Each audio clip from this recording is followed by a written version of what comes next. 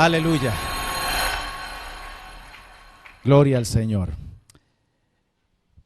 Estamos muy agradecidos con el Señor por darnos una vez más esta bella oportunidad de venir a su casa para recibir su instrucción y recibir su palabra, pero también porque nos da el privilegio de, a través de los medios de comunicación, dirigirnos a cualquier cantidad de personas en diferentes partes del planeta para llevar el bendito evangelio de nuestro Señor Jesucristo. Esperamos que todos los amigos y amigas que nos van a seguir durante esta transmisión en vivo puedan ser direccionados, puedan ser orientados a través de la palabra. Declaro en el nombre del Señor que la prédica que hoy vas a escuchar es la prédica que necesitas escuchar, que Dios va a llegar al punto clave en el que tú necesitas ser confrontado para tomar una decisión. Así que preparémonos y vamos a disponer nuestro corazón en esta mañana para recibir su palabra. Amén. Iniciamos nuevo mes y este mes, el mes de mayo, vamos a desarrollar una serie que la hemos titulado Guiados para vivir en santidad. Seguimos con base a la serie anual que es El cielo en la tierra. Vamos a enfocarnos en este mes en el tema de la santidad, un tema supremamente importante en estos tiempos y que la iglesia necesitamos redireccionar y necesitamos también reforzar en nuestra práctica diaria. Si hay algo que Dios espera que su pueblo muestre, y no solamente para demostrarlo, sino para vivirlo, es que muestre el valor y la virtud de la santidad. Somos llamados a ser santos porque nuestro Padre es santo. Sed pues santos porque vuestro Padre es santo. Amén. Así que en ese sentido, quiero comenzar con la primera enseñanza de 3 que voy a manejar en este enfoque. Y la he titulado para el día de hoy, El pecado de Caín. ¿Cómo se llama la prédica de hoy? El pecado de Caín. Y quiero que vayamos a Génesis capítulo 4, versículos 1 al 17. Permítanme por favor hacer lectura de este segmento bíblico, porque lo vamos a utilizar como base para lo que vamos a estar hablando en esta mañana. Dice la palabra del Señor: conoció Adán a su mujer Eva, la cual concibió y dio a luz a Caín y dijo: por voluntad del Señor he adquirido un varón. Después dio a luz a su hermano Abel. Fue Abel pastor de ovejas y Caín labrador de la tierra. Pasado un tiempo, Caín trajo del fruto de la tierra una ofrenda al Señor, y Abel trajo también de los primogénitos de sus ovejas y de la grasa de ellos. Y miró el Señor con agrado a Abel y a su ofrenda, pero no miró con agrado a Caín ni a su ofrenda, por lo cual Caín se enojó en gran manera y decayó su semblante. Diga conmigo: se enojó en gran manera. ¿Y cuál fue el resultado entonces? Decayó su semblante. Entonces el Señor dijo a Caín: ¿por qué te has enojado y por qué ha decaído tu semblante? Si hicieras lo bueno, ¿no serías enaltecido? Pero si no lo haces, el pecado está a la puerta, acechando, con todo tú lo dominarás. Caín dijo a su hermano Abel: salgamos al campo. Diga conmigo: salgamos al campo. Y aconteció que estando ellos en el campo, Caín se levantó contra su hermano Abel y lo mató. Entonces el Señor preguntó a Caín: ¿dónde está Abel tu hermano? Y él respondió: no sé, ¿soy yo acaso guarda de mi hermano? Y el Señor le dijo: ¿qué has hecho? La voz de la sangre de tu hermano clama a mí desde la tierra. Ahora pues, maldito seas de la tierra, que abrió su boca para recibir de tu mano la sangre de tu hermano. Cuando labres la tierra, no te volverá a dar sus frutos. Errante y extranjero serás en ella. Entonces Caín respondió al Señor: grande es mi culpa para ser soportada. Hoy me echas de la tierra y habré de esconderme de tu presencia, errante y extranjero en la tierra. y sucederá que cualquiera que me encuentre me matará. Le respondió el Señor, mira aquí un elemento de gracia: ciertamente cualquiera que mate a Caín 7 veces será castigado. Entonces el Señor puso señal en Caín para que no lo matara cualquiera que lo encontrase. Salió pues Caín de delante del Señor y habitó en tierra de Nod, al oriente de Edén. Y versículo 17: conoció Caín a su mujer, la cual concibió y dio a luz a Enoc. Ojo, este Enoc no fue el que caminó con Dios y fue luego traspuesto, no, este fue otro Enoc. Y edificó una ciudad a la cual dio el nombre de su hijo Enoc. Amén. Tengamos cuidado, iglesia, de no apresurarnos a pensar que el gran error de Caín consistió en permitir envidia en su corazón, porque esa es la tendencia inmediatamente a pensar. ¿Por qué mató Caín a su hermano? Porque tuvo envidia en su corazón de su hermano. Cuando escudriñamos el texto bíblico podemos darnos cuenta que en realidad hubo un germen más profundo en su intención que lo llevó a convertirse en el primer homicidio en la historia de la humanidad. Y es ese germen al que quiero que hoy logremos colocarnos los anteojos de la palabra para poder descubrirlo y darnos cuenta de una realidad: que el pecado de Caín es nuestro pecado también. Amén.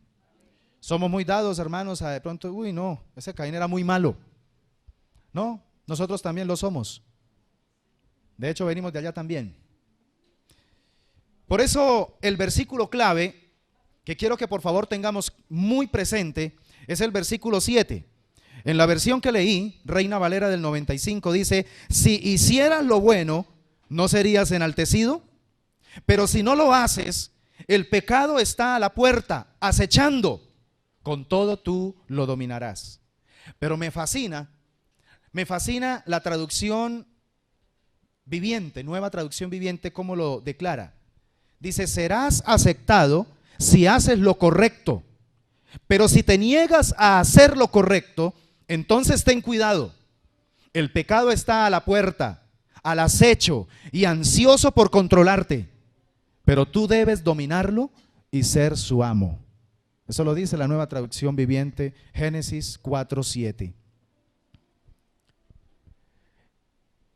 Quiero decirte, amada iglesia y amado amigo que nos estás viendo en este momento, que todo camino que nos lleva a errar en el blanco, eso significa pecado, errar en el blanco, va a comenzar con el descuido voluntario de hacer lo correcto. ¿Quieres empezar a recorrer el camino equivocado?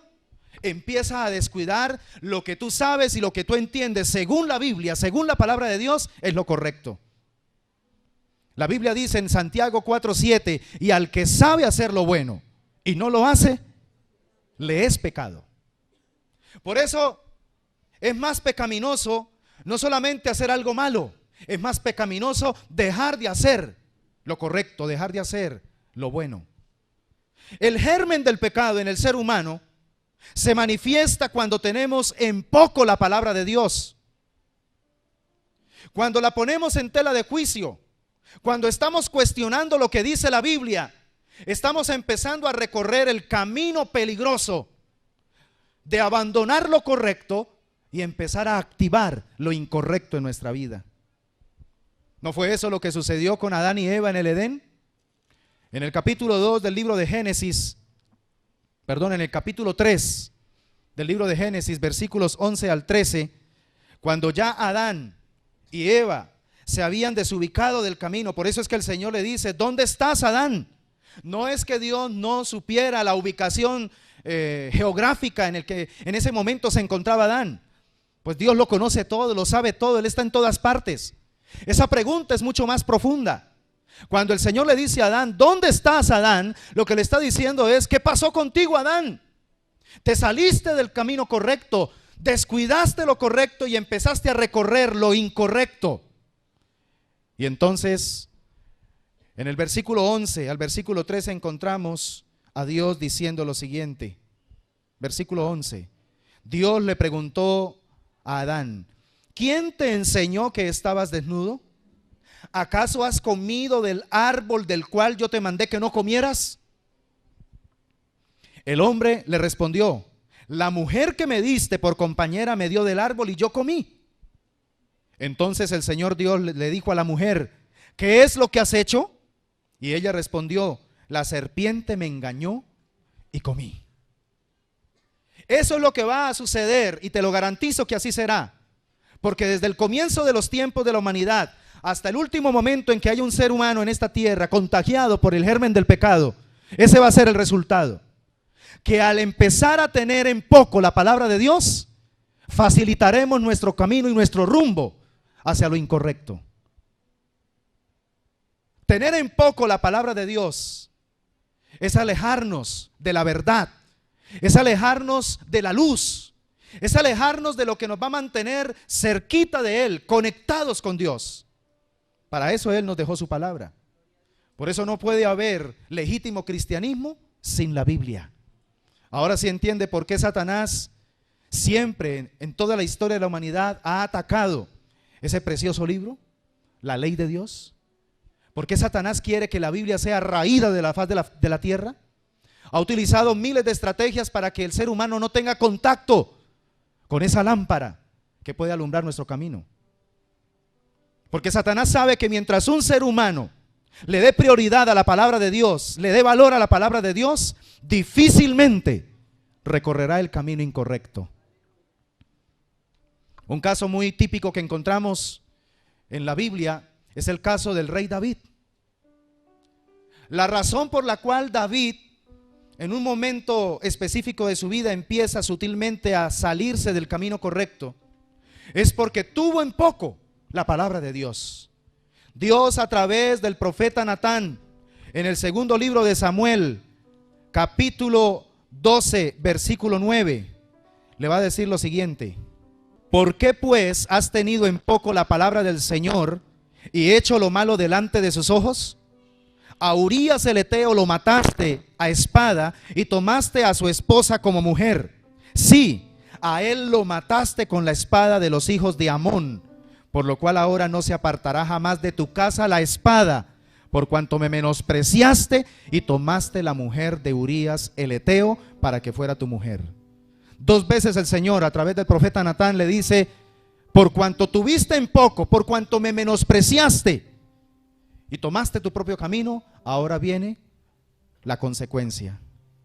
Por eso, iglesia, descuidar la palabra de Dios en nuestra propia vida obligatoriamente nos va a ubicar en el camino que lleva a pervertir las correctas intenciones de nuestro corazón. No menospreciemos la palabra de Dios, porque esto es sinónimo de fracaso en la vida. Recuerden lo que el mismo Salomón, que vino como producto de esta relación inadecuada, no aceptada por Dios, pero que después por la misericordia de Dios, Dios derrama su bondad sobre David. El mismo Salomón le dice a los jóvenes, le dice a la iglesia, le dice a la humanidad: sobre toda cosa guardada, guarda tu corazón, porque de él mana la vida. ¿Cómo podemos guardar verdaderamente nuestro corazón? Diga conmigo: no teniendo en poco la palabra de Dios. Otra vez: no teniendo en poco la palabra de Dios. Ok, quiero que analicemos rápidamente algunas cosas respecto al pecado de Caín. Lo primero que encontramos es que al descuidar Caín hacer lo correcto, fortaleció el sentimiento de desilusión y reaccionó con intensa ira. Podríamos, y hoy nos vamos a dar cuenta a través de la enseñanza que te voy a entregar, que la base para empezar a encaminarnos en una vida controlada por la ira, por el enojo, es empezar a descuidar hacer lo correcto.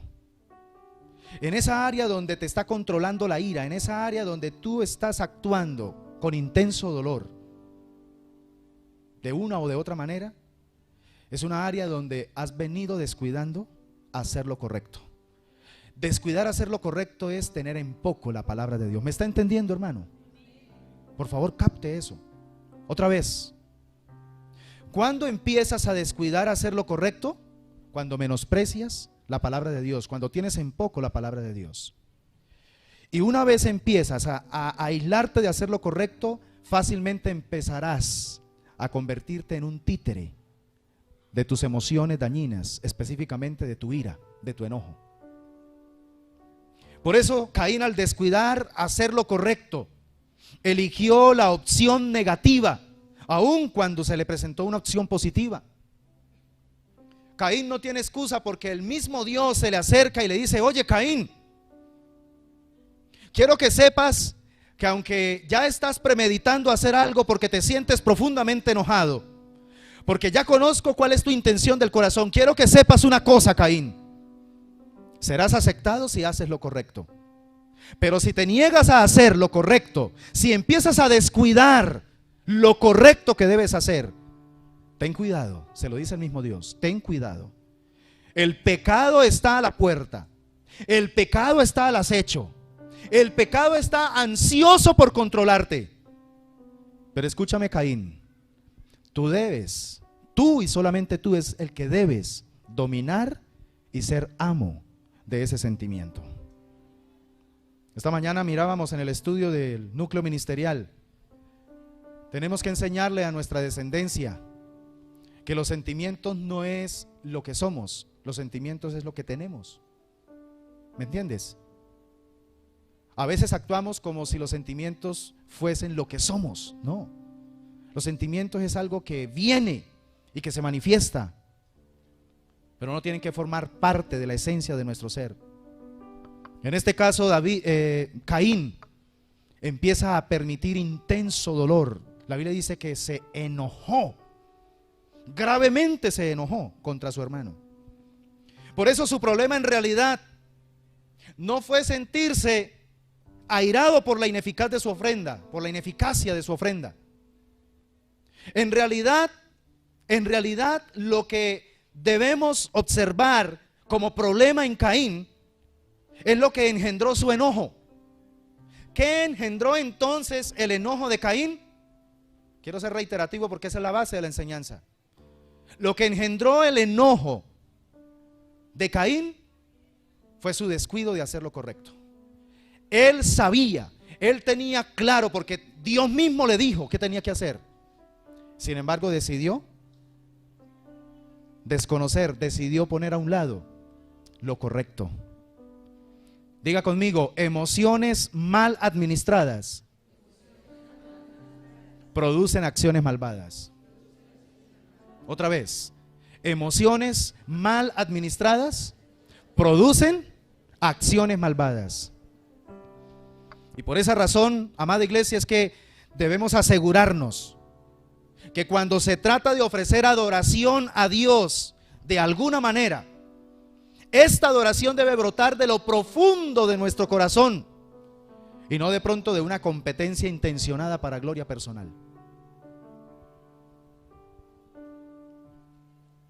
Dios nos invita siempre, frente a cualquier situación que nos ocurra, lo primero que tenemos que hacer es revisar la intención de nuestro corazón. Antes de reaccionar, antes de responder, antes de actuar frente a una provocación, frente a una situación que de pronto te entristezca, te sacuda, te haga sentir mal, antes de reaccionar, échale un vistazo. ¿Qué tan lejos o qué tan cerca estás de lo correcto? Si te mantienes cerca de lo correcto, esa emoción no podrá controlarte y por tanto tus actuaciones serán correctas. Amén, iglesia. Así que entonces entendamos por el ejemplo de Caín que las consecuencias del pecado algunas veces pueden llegar a durar hasta toda la vida. Ese es verdaderamente el problema con el pecado. El problema de Caín no fue solamente que mató a su hermano, sino lo que le tocó llevar de ahí en adelante. Y según la Biblia nos damos cuenta que Dios colocó una marca en Caín y esa marca lo acompañó a donde quiera que él iba y por el resto de sus días en esta tierra. Una marca que mostraba el daño que él se había hecho a sí mismo.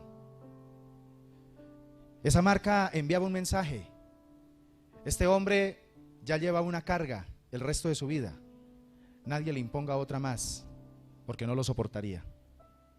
Una marca que vino como efecto de haberse alejado de lo correcto, de haber descuidado hacer lo correcto.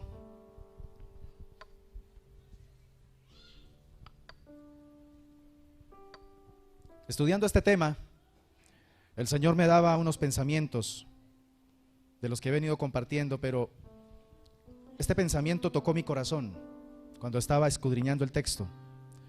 El camino hacia la ira reprimida comienza con la intención de hacer o de descuidar hacer lo correcto. Pero lo más peligroso es cuando nosotros sabemos qué es lo correcto. Por eso vuelvo a repetir Santiago 4:7: y al que sabe hacer lo bueno y no lo hace, ese es el verdadero pecado. Por eso podemos decir que ira reprimida es producto de una obediencia reprimida. Cuando no queremos obedecer lo correcto, cuando no queremos obedecer la palabra de Dios, cuando no queremos darle valor a la palabra de Dios, nosotros mismos reprimimos nuestra capacidad de obediencia. Y esa capacidad que tenemos de obedecer, pero que está reprimida, termina manifestándose en ira. Por eso es tan saludable recibir el mandamiento bíblico de que debemos obedecer a Dios. Cuando Dios nos dice que le obedezcamos, ahí hay implícito un elemento de salud. Y eso está constatado. Las personas que tratan de ser fieles, el mundo secular lo dice así: las personas que tratan de ser fieles a su propia religión y de vivir de acuerdo a lo que se le pide que debe hacer, disfrutan de mejor salud mental, mejor salud emocional, mejor salud física, porque hay una coherencia entre lo interno y lo externo. Pero qué terrible que usted, sabiendo la verdad, sabiendo lo que Dios dice en su palabra que tiene que hacerlo, deja pasar los días, las semanas, los meses y hasta los años sin obedecer eso. Y después te quejas de por qué estás enfermo. Después te quejas por qué no te va bien en la vida. Porque aparentemente entre más usted trata de supuestamente de obedecer a Dios según su obediencia, no la obediencia de Dios, y las cosas no le salen.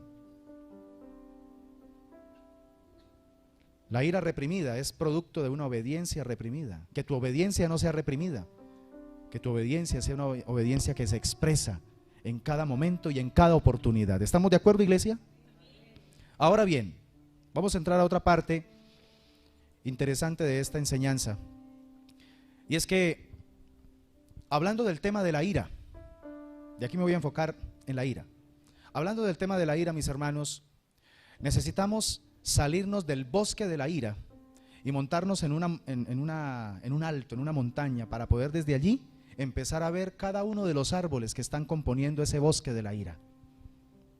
Porque a veces nos metemos en el bosque y no podemos ver los árboles. ¿Me entiendes? Entonces vamos a salirnos un poquito de ese bosque de la ira, que está lleno de ira, y vamos a montarnos en una parte alta para desde allí poder empezar a visualizar esa cantidad de árboles de ira que están ahí y que debemos identificarlos. Porque es que, hermanos, nos suele ayudar mucho a apartarnos un poco y mirar nuestra ira con objetividad. Y te voy a invitar para que en los próximos minutos usted sea muy objetivo con lo que va a escucharme decir. Sea muy objetivo con usted mismo. Por favor, no use esta prédica para estar pensando: uy, hubiera venido mi mamá, uy, hubiera venido fulano de tal, esta palabra para él. No, es para usted, es para mí esta palabra. Amén. ¿Qué tal si empezamos a apartarnos un poco y empezamos a mirar objetivamente nuestra ira, observando las reacciones de ira de otras personas? Y mientras observamos las reacciones de ira de otras personas, vamos entonces también a vernos retratados en ellas. Muy probablemente usted ve a una persona cómo actúa con ira, y lo más probable es que usted dice: uy, así soy yo. ¿Sí? Seamos capaces de ver el reflejo de nuestra ira en el comportamiento de otras personas. Hermanos, esto debería impresionarnos y hasta asustarnos y llevarnos a cambiar nuestra actitud y nuestra conducta. Porque parece ser que aunque somos cristianos, que aunque amamos a Dios, estamos sumergidos en el bosque de la ira. Quiero tomar la perspectiva que el doctor Tim LaHaye nos presenta con respecto a la familia de los airados. Hay un libro precioso que él escribió, él es coautor con otro psicólogo, y ese libro se titula Usted se enoja porque quiere. Usted se enoja porque quiere. Se lo recomiendo. Es todo un tratado sobre el tema de la ira. Y me llamó la atención que él allí va a presentarnos los diferentes familiares, los diferentes miembros de la familia de la ira. Y cada uno tiene una manifestación diferente. Y voy a correr porque son bastantes. Pero quiero que mientras usted escucha la descripción de cada uno, usted diga, de pronto soy así. Uy, sí, este también. Usted va a empezar a identificarse. Por favor, no diga, ay, mi papá es así, ¡ah! Mi novio es así, ¡ah! Mi suegra es así. No, es para usted, es para cada uno de nosotros, amén. Porque es que, hermanos, usted se enoja porque quiere. Amén. Por ejemplo, el primer árbol que podemos identificar en ese bosque de la ira es el actor. La persona iracunda que actúa o que se mueve como el actor. Resulta que a esta persona le complace gesticular con el dedo índice en el aire. Es que ¿por qué? ¿Sí? Y expresa su ira mediante berrinches de adulto temperamental. Da portazos, golpea mesas o paredes y hasta arroja objetos violentamente. No mire al vecino, por favor. Por favor. Otro árbol de la ira que encontramos en ese bosque es el verboso. Expresa toda su ira verbalmente, a la vista de todos. No le importa quiénes estén, él lo expresa. Nunca deja un asunto negativo enterrado. Siempre su interés es desenterrar y repartir úlceras a todos los que se encuentran en contacto con él. Encontramos también el comentarista, humillador y bromista. Este tiene un modo muy particular de cortar a la gente en pequeños pedacitos. Les encanta hacer delicados comentarios y se sorprenden cuando la gente se muestra dolida. Ay, ¿usted se hirió por lo que yo dije? Ay, pero yo dije la verdad. Y se siente sumamente sorprendido porque supuestamente lo que dijo no era para herir. Otro árbol en el bosque de la ira, el sincero. Siempre dice la verdad según él. Él dice que sería incapaz de mentir. Y su comentario favorito es: me gusta decir las cosas como son. Es que yo no soy hipócrita. Pura ira reprimida. El chismoso. Esta persona se ha hecho el propósito de no hacer ningún comentario sobre los demás, a menos que sea algo bueno, según él. Pero cuídese, a esta persona le llaman el puñal de la fiesta. El acusador, otro árbol en el gran bosque de la ira. Le encanta culpar a otros por su ira. Siempre dice que es culpa de los demás el por qué él se siente así. Él no ha hecho nada malo. Parece que todos se enseñorean contra él. Se hace la víctima. Está el sermoneador. Él tiene una memoria extraordinaria y una capacidad crítica agudísima. No olvida las fechas, no olvida los detalles, ni tampoco los acontecimientos. Es una grabadora andante. Está el rellenador. El rellenador hace rato que se tragó su ira y ya no sabe ni lo que es. Se caracteriza el rellenador por comer impulsivamente y se sobrecarga con sentimientos reprimidos. Generalmente el rellenador pesa más de lo debido. Le gusta cocinar y sobre todo le gusta ver que los que le rodean se sobrealimenten también. Está otro que me llama la atención y es el coleccionista. El coleccionista colecciona desilusiones y resentimientos hasta que en un momento saca a relucir toda su colección de un golpe. Va guardando, ¿se acuerda el famoso dicho? Yo guardo pan para cuando haya leche. Ese es el coleccionista. Y entonces cuando va a dar el golpe dice, ya aguanté mucho, ya, no más. Está el negativo. El negativo suele tener una gran memoria también, pero solo para las cosas desagradables, y critica con certera puntería, al menos para él, ¿sí? Se cree que es un Robin Hood y critica todo cuanto ve, pero lo único que ve es lo negativo, ¿verdad? Ira reprimida. Está el justiciero. El justiciero cree firmemente en la igualdad de oportunidades para todos. Su ira la reparte por igual entre todos cuantos le caigan a la mano. ¿Sabe? A este justiciero le encantan las discusiones fuertes. Le encanta que hayan confrontaciones. Está el demoledor. El demoledor es como una serpiente enroscada, lista para atacar. El veneno mortal de sus palabras puede matar la alegría en cuestión de segundos. A veces eso ha pasado, ¿cierto? Generalmente en una reunión, en una fiesta, ¿sí? Está todo el mundo contento, todo el mundo feliz. De pronto sale el comentario de uno. ¿Sabe qué? Apaguemos y vámonos, porque aquí se puso pesado el asunto. Ese es el demoledor, suelta su veneno. El volcánico no suele dar señales de su ira hasta que es demasiado tarde. Es un peligro. Ese que guarda y guarda y guarda, pero sigue mostrando, no ha pasado nada, yo estoy muy bien, yo aguanto, yo soporto, ¿cierto? Pero por dentro está...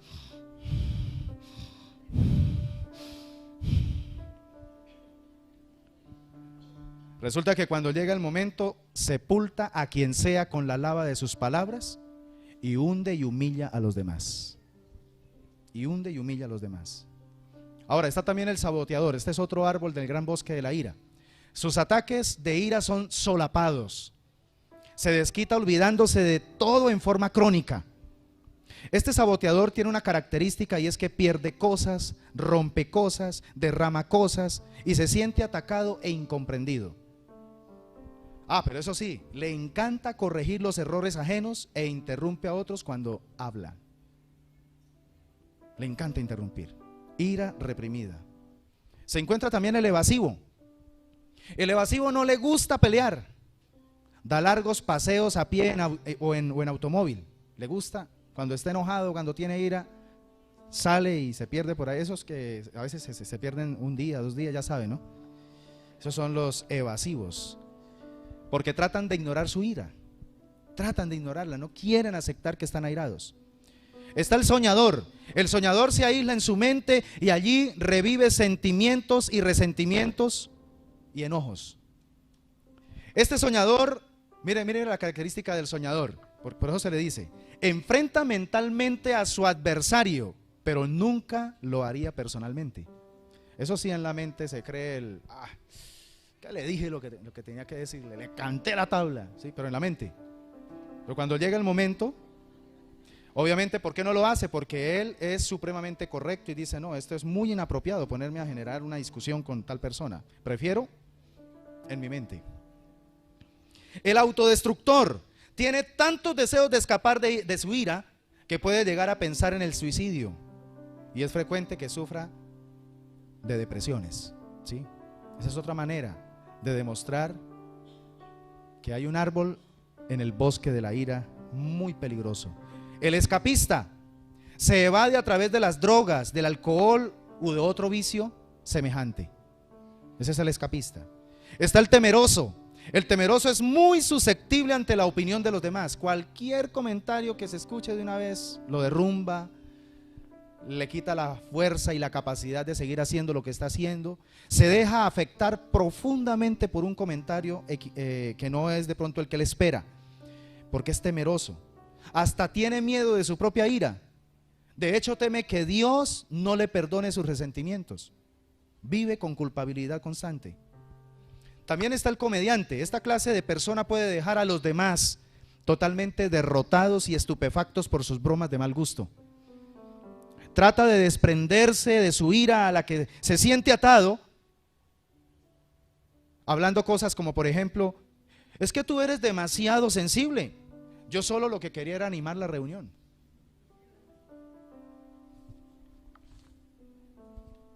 Y dos más, para terminar.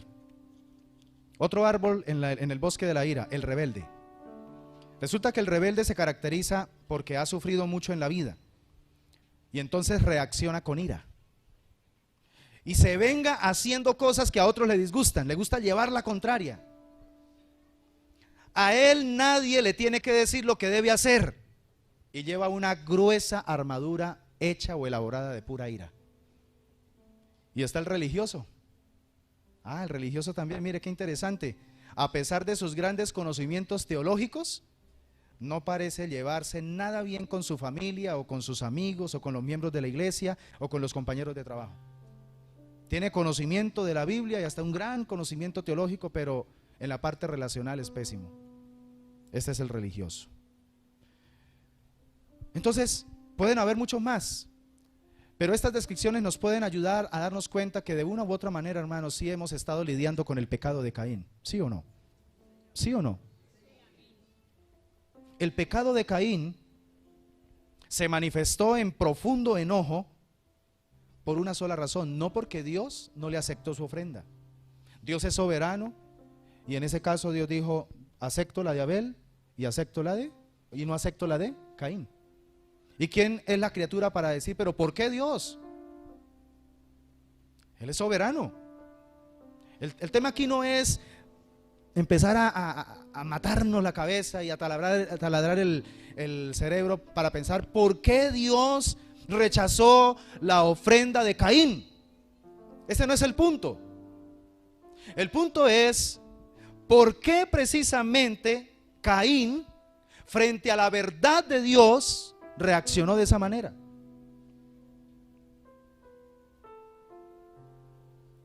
Y la respuesta sería porque él se aisló de lo correcto. Amén. Porque presentar una ofrenda es realmente presentar el corazón. ¿Por qué Dios pide ofrendas? Porque las ofrendas son una forma pedagógica de nosotros exteriorizar lo que hay en el corazón. Cada vez que usted da una ofrenda, lo que está ofreciéndole a Dios no es plata, no es un enser, no es algo físico. Lo que estás ofreciendo es tu ser, tu vida, tu corazón. Estás mostrando tu intención. Y parece ser que desde la manera en que empezó a organizar la ofrenda Caín, falló en su corazón. En su corazón. Empezó a elaborar una ofrenda según él pensaba, según él quería y como él deseaba hacerlo. Y como hemos visto en estas últimas prédicas, a Dios no se le da mi adoración, a Dios se le entrega su adoración. Amén. ¿Estamos de acuerdo, iglesia? Por eso quiero traer nuevamente las palabras del Señor dichas a Caín antes de asesinar a su hermano Abel. Por favor, apréndase Génesis 4:7. Serás aceptado si haces lo correcto, pero si te niegas a hacer lo correcto, entonces ten cuidado. El pecado está a la puerta, al acecho y ansioso por controlarte, pero tú debes dominarlo y ser su amo. El problema aquí no es airarte. El problema aquí es ¿qué te va a dominar? ¿Lo correcto o lo incorrecto? De hecho, la Biblia nos da libertad en Efesios 4:24. Airaos, pero no pequéis. No se ponga el sol sobre vuestro enojo. Que no le demos lugar al diablo. Tú puedes enojarte, tú puedes airarte, perdón. Tú puedes expresar esa emoción en un momento. Pero el asunto es, después de manifestar esa expresión, ¿qué vas a hacer? Caín tenía todo el derecho de expresar su enojo. Pero lo que venía después de la manifestación de ese enojo era lo que contaba delante de Dios. Si él se hubiera humillado después de haber exteriorizado su enojo y le hubiese pedido perdón a Dios y hubiese cambiado su actitud, estoy seguro que el Señor también le acepta su ofrenda, ¿sí o no? Por eso quiero terminar esta prédica entregándole algo práctico. ¿Cómo podemos, pastor, entonces manejar nuestra ira. Me doy cuenta que de pronto soy un actor. De pronto más bien soy un volcán, pastor. O de pronto me identifico ¿con quién? ¿Con el religioso? ¿Con el rebelde? Una vez hayas logrado identificar, lo más sabio es volver a recorrer el camino correcto. Volvamos a recorrer el camino correcto. Pastor, ¿cómo podemos recorrer el camino correcto para poder darle un manejo sabio a nuestra ira? Te voy a entregar 6 cositas muy prácticas. Número 1, aprendamos a detener la ira antes de que se haga presente. Amén. Hay cosas que usted sabe que le van a propiciar ira. Hay cosas o personas que usted sabe que te van a provocar. Anticipe eso. ¿Cómo se puede anticipar eso? Oye, te voy a decir algo, mi hermano. Haga mantenimiento preventivo. Haga mantenimiento preventivo. Usted sabe que hay ambientes, que hay personas, circunstancias que fácilmente lo pueden prender a usted. Prepárese para eso. No huya de eso, prepárese. Y haga un mantenimiento preventivo. ¿Cómo usted puede hacer un mantenimiento preventivo? Empezar a hacer una especie de historial de su ira. Empiece a conocerse a usted mismo qué es lo que más fácilmente lo puede provocar, encender, y empiece entonces a manejarlo. Aplique Génesis 4:7. Lo dijo el mismo Dios. El pecado está frente a ti, pero con todo tú lo puedes dominar. Tú puedes decidir qué te va a controlar, Elías. Tú puedes decidir si esa persona con su provocación te puede convertir hasta en un asesino, o por el contrario, esa persona, si sabes manejar la ira, puede llegar a ver la misma presencia de Dios a través de tu vida. Eso depende de cómo administres ese sentimiento. En segundo lugar, una vez hayas detectado y conocido en tu historial de la ira las cosas que son vulnerables, las situaciones que te pueden llevar a una situación bastante complicada, a meterte hasta en problemas legales, judiciales, penales, ¿verdad? Por el tema de la ira reprimida. Busque orientación pastoral, o en su defecto busque orientación profesional para aspectos que le generen preocupación en cuanto al tema de la ira. Estoy seguro que Dios va a usar esas personas, y esas personas te van a ayudar a mantenerte en el camino correcto. Mire lo que dice Proverbios 12:15. Opina el necio que su camino es derecho, pero el sabio obedece el consejo. Sea sabio. Uno es sabio cuando uno busca consejo, cuando uno busca orientación frente a algo que de pronto uno esté premeditando y que sabe que es alejado de lo correcto. ¿Qué pensamientos en estos momentos estás cultivando, estás alimentando? Sentimientos, decisiones, intenciones. Busque ayuda, hermano. No siga guardando las cosas, busque ayuda, busque orientación. No sea necio, porque el necio, según lo que leímos aquí, el necio todo el tiempo tiene una opinión de que lo que él está diciendo, de que lo que él está pensando, de que lo que él está haciendo es correcto. ¿Cuánta gente le habla a uno de que, pastor, estoy haciendo esto, y lo habla como sintiéndose orgulloso, y uno percibe que está en el camino incorrecto, está alejado de lo correcto, pero su manera de hablar lo único que está demostrando es necedad? La verdadera sabiduría consiste en que cuando estoy frente a una situación y no sé qué camino tomar, busco ayuda. Eso es sabiduría. Si buscas la ayuda, la vas a encontrar. ¿Estamos de acuerdo? Mire lo que dice Proverbios 19, versículo 20. Escucha el consejo y acepta la corrección, así serás sabio en tu vejez. En otra versión dice, así llegarás a viejo. ¿Cuántos quieren llegar a viejos? ¿Qué hay que buscar entonces? La sabiduría. ¿Y cómo se mantiene la sabiduría? Buscando consejo. Buscando consejo. Porque el que busca consejo llega a viejo. Número 3. Esto me parece muy práctico. Fije un plan de lectura y estudio sobre el aspecto en el que está necesitado. Si tiene que ver con el tema de la ira, pues hermano, empiece a hacer un estudio sobre el tema de la ira y compleméntelo, por ejemplo, con un estudio bíblicamente hablando sobre el tema del perdón, y compleméntelo también, por ejemplo, con el tema de la paciencia. Hoy en día tenemos tantas herramientas.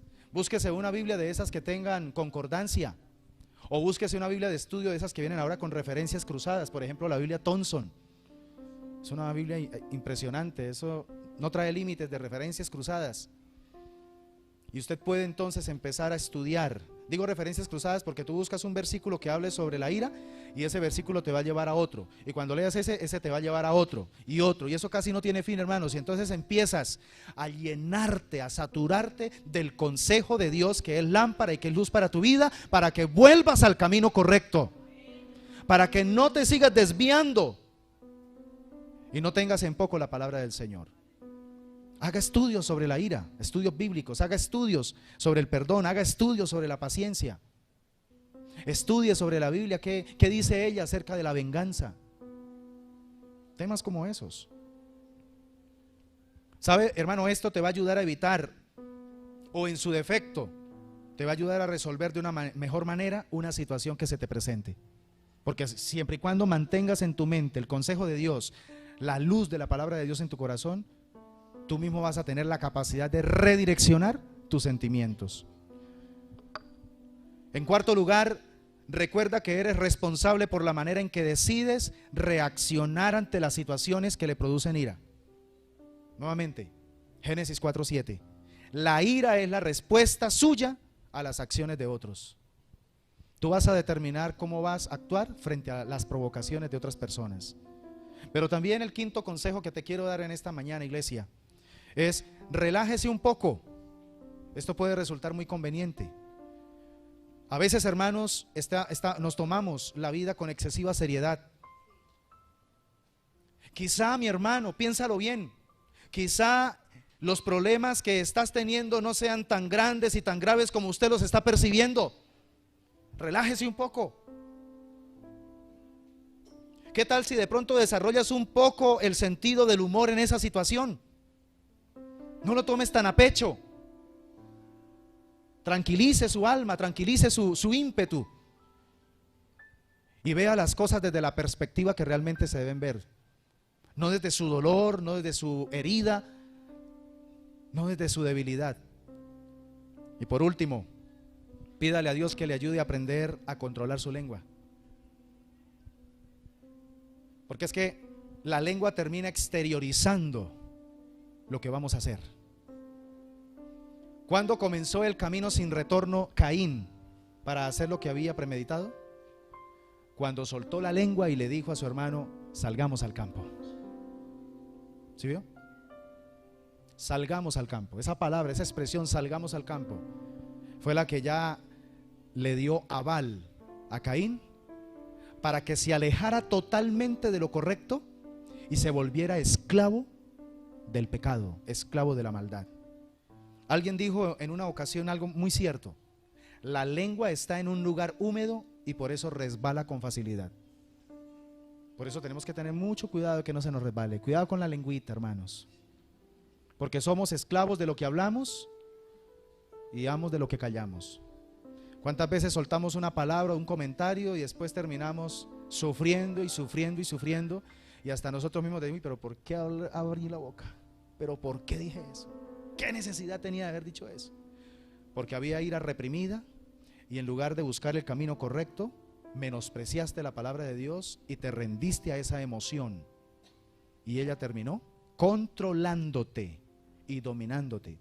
Se convirtió esa emoción que se llama ira reprimida en tu amo, y terminó llevándote a actuar de una manera errada. Lean en casa Santiago capítulo 3 versículos 2 al 18. Esa es la tarea de esta semana. Santiago 3, 2 al 18. Allí se encuentra toda una disertación. Santiago es conocido en el Nuevo Testamento como el libro de Proverbios del Nuevo Testamento. Es un libro muy práctico, se habla de sabiduría. Por eso, en este orden de ideas, amada iglesia, yo quiero concluir diciéndote: no olvidemos que la base para caer en el pecado de Caín es descuidar hacer lo correcto. ¿Cuál es la base? ¿Cuál es la base, iglesia? Amigo que me estás viendo y que me estás escuchando, llamo tu atención en esta oportunidad y te digo de parte del Señor: no sigas descuidando hacer lo correcto, porque te garantizo que el camino que te espera es un camino de dolor, es un camino de sufrimiento innecesario, es un camino que no es la voluntad de Dios que tú lo vivas y lo experimentes. La voluntad de Dios para tu vida es que experimentes lo bueno, lo perfecto y lo agradable. Y eso solamente se logra cuando decidimos darle valor a la palabra del Señor. Por tanto, Dios nos dice como en antaño: Elías, tú decides que te controlará. Elías, recuerda que te he capacitado para vencer con el bien el mal. Por eso es que hacer lo correcto implica darle el verdadero valor que debe tener en nuestra vida la bendita palabra de Dios. Haga de la Biblia el libro más valioso, la posesión más valiosa que usted puede poseer en esta tierra. Me encantó lo que dijo una vez José Ordóñez cuando estuvo en el reality. Y le dijeron: ¿usted qué se llevaría si ocurriese un diluvio? ¿Qué sería lo único que usted salvaría? ¿Y qué dijo él? ¿Qué dijo él? Dígalo. La Biblia. Qué bonito ejemplo. ¿Cuántos seríamos capaces de tener esa mentalidad? Que si lo único que pudiéramos rescatar en esta vida para poder llevarla sería la palabra de Dios. Otros de pronto rescatarían otras cosas. Los hijos, la familia, ¿cierto? Pero aún la palabra de Dios debe tener más valor que los hijos y la misma familia. Porque es que tener la palabra de Dios es tener a Dios, porque Él mismo es la palabra. Y si tengo a Dios, nada me faltará. Si tengo a Dios, nada me faltará, porque si tengo a Dios, Él puede devolverle la vida a mis hijos. Amén. Él puede devolverle la vida a mi cónyuge. Él puede hacer milagros, porque Él es el Todopoderoso. Así que, hermanos, que Dios nos ayude a no seguir incurriendo en el pecado de Caín. Que Dios nos ayude a empezar a retomar el camino hacia lo correcto, porque el que sabe hacer lo bueno y no lo hace, le es pecado. Amén. Quiero que te coloques en pie, por favor, y vamos a orar.